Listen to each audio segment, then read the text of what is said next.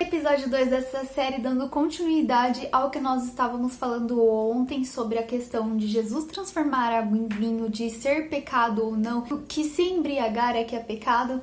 Se você quer saber mais sobre esse assunto, ter uma conclusão de que pode ou não pode, é pecado ou não é, então continue comigo aqui nessa série, porque cada episódio fala de um ponto importante onde você vai conseguir construir uma linha de raciocínio que vai te ajudar a decidir isso pra sua vida. Porque sim, eu creio que é algo muito pessoal. No episódio 1 eu expliquei pra vocês por que eu creio que Jesus não transformou água em vinho alcoólico.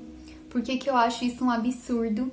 Então, se você não assistiu, vai lá assistir pra você entender. Mas hoje nós vamos falar sobre a parte científica, vamos dizer assim, do que o álcool causa no nosso corpo.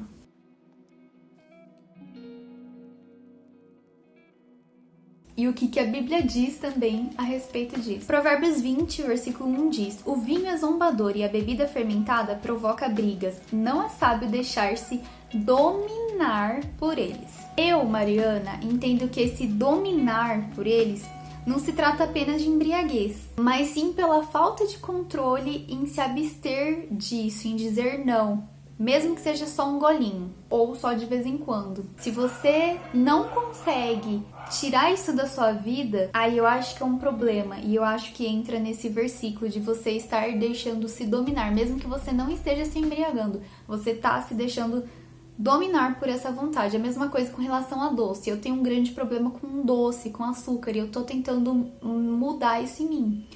Eu ainda não consigo dizer não pro doce. E eu consumo de forma exagerada. Isso é um grande problema, porque eu tô deixando a minha carne me dominar. A minha vontade de comer doce está me dominando, sendo que não deveria. Eu tô colocando ela acima de Deus, porque eu não tô conseguindo renunciar, abrir mão disso. É a mesma coisa com relação à bebida. Se você não consegue dizer não, então temos um problema. Você pode beber e não fazer nada de errado, não cometer nenhum pecado. E aquilo não afetar o seu corpo a ponto de você cometer um pecado estando sob o efeito do álcool. Porque o álcool, ele age em cada um de uma forma. Tem pessoas que são mais fortes, mais resistentes. Outras bebem um golinho e já estão ali caída, tombada. Então, isso varia de pessoa para pessoa, de organismo para organismo. Só que o problema é que o fato de você beber pode trazer conflitos para sua vida, pode levar o seu irmão a seguir o seu exemplo e ele ser mais fraco e pecar, pode causar brigas com as pessoas que você ama por conta disso. No caso do marido e da mulher, por exemplo, os dois vão numa festa, o marido bebe e a mulher fica brava porque o marido vai dirigir e aí eles começam a entrar em conflito e vira uma bagunça, sabe? Uma briga daquelas. Então, a bebida já trouxe algo ruim para a vida deles. Mesmo que o marido, no caso, não estivesse bêbado. Trouxe algo ruim, trouxe discórdia para o casamento. Então, não é algo aceitável diante de Deus. Vai muito além da questão da embriaguez. Vocês estão conseguindo entender o raciocínio? Só que eu acho que a gente também precisa ter sabedoria. Não significa, na minha opinião, tá? Eu acredito que não significa que se você comer um chocolate com licor, por exemplo, que tem álcool, né? Um licor alcoólico, você já tá pecando. Não é errado que aqui tem álcool nesse bombom, não vou comer. Gente, a gente precisa ter bom senso. Eu tô falando aqui pra vocês que desde que eu me converti, eu não tenho mais problema com álcool. Só que isso não significa que eu não sinto mais vontade. Eu gostava muito de batida, sabe? Batidas, licor, essas bebidas assim, mais misturadas. Se alguém vier com uma batida aqui do meu lado, um licor de marula, sei lá, eu vou ficar tentada. Então é algo que eu prefiro ficar longe. Nem um golinho, porque eu sei que um golinho vai trazer tudo aquilo à tona e isso pode ser uma fraqueza pra mim. Então eu prefiro passar longe. Só que eu não vou ser hipócrita. Tem alguns momentos, por exemplo,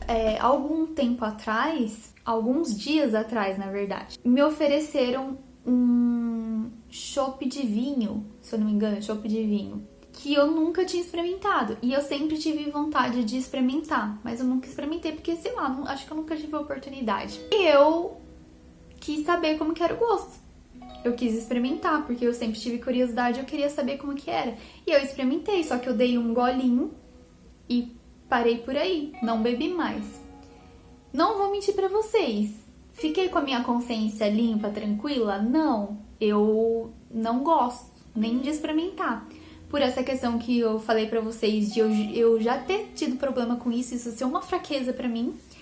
E eu ter que lutar em alguns momentos, se eu estiver adiante, eu ter que lutar com relação a isso. E também pela questão de eu ser exemplo, de eu ter aqui um canal onde eu trago a palavra, onde eu falo, eu quero estar em santidade. Eu quero dar o exemplo pra vocês. Então, eu não acho isso certo. Então, eu não fiquei com a consciência tranquila, mas eu experimentei naquele momento. Só que eu acho que a gente precisa avaliar, sabe, a situação tudo num contexto. Por esses motivos que eu falei pra vocês, eu acho que eu errei.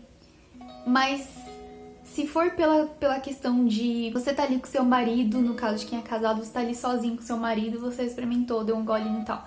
Eu acho que não, você não tá cometendo um pecado. Se a sua consciência estiver tranquila, estiver livre, estiver limpa, você não tá cometendo um pecado. Mas eu ainda acho que a melhor coisa é você nem experimentar, nem passar perto. Porque a curiosidade, ela pode nos levar a um labirinto de pecados, onde a gente não consegue mais sair. Então, muito cuidado com isso. E esse foi o exemplo que eu dei de experimentar. Mas também tem, por exemplo, no Natal, tem aquelas receitas mais específicas, tal. Ano Novo, o pessoal faz ponche, acho que é ponche, né? Que é um misturadinho de frutas com vinho, algumas bebidas, alguma coisa assim. Aí eu acho que é uma questão da sua consciência. Teve um Natal que o meu tio ele fez, eu não sabia que tinha vinho nessa sobremesa que ele fez. E eu coloquei um pouquinho. E quando eu experimentei, eu já sentia aquele álcool. E assim, foi tipo um pouco assim. E esse pouco que eu bebi, que eu comi, sei lá, já me fez mal, já comecei a ficar meio tonta. Então é muito complicado, a gente tem que tomar muito cuidado. E aí agora, voltando aqui na Bíblia, vou reler o versículo aqui pra vocês, pra gente relembrar. O vinho é zombador e a bebida fermentada provoca brigas. Não é sábio deixar-se dominar por eles. Conclusão deste capítulo.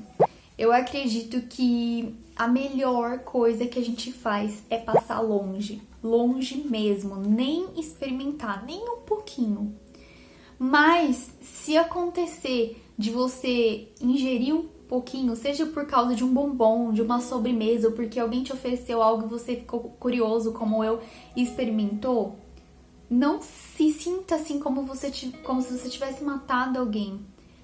Pede perdão pra Deus, pede pra Deus te ajudar, te santificar e vai alimentar o teu espírito, vai buscar você mesmo se santificar para que você não cometa mais esse erro e você durma com a sua consciência tranquila. Não se condene, o que importa é a intenção do seu coração e, claro, a atitude que você vai ter diante disso. No episódio 3, o último episódio amanhã, nós vamos falar sobre bebidas alcoólicas com fins medicinais, porque na Bíblia, Paulo, ele orienta Timóteo a tomar um pouquinho de vinho para o estômago dele melhorar. E aí? Aí a gente vai ter a conclusão dessa série e eu vou explicar para vocês o que significa tudo isso. E vamos dar uma aprofundada no assunto pra gente ter uma compreensão melhor. Então não perca o episódio de amanhã. Beijos e até o próximo vídeo.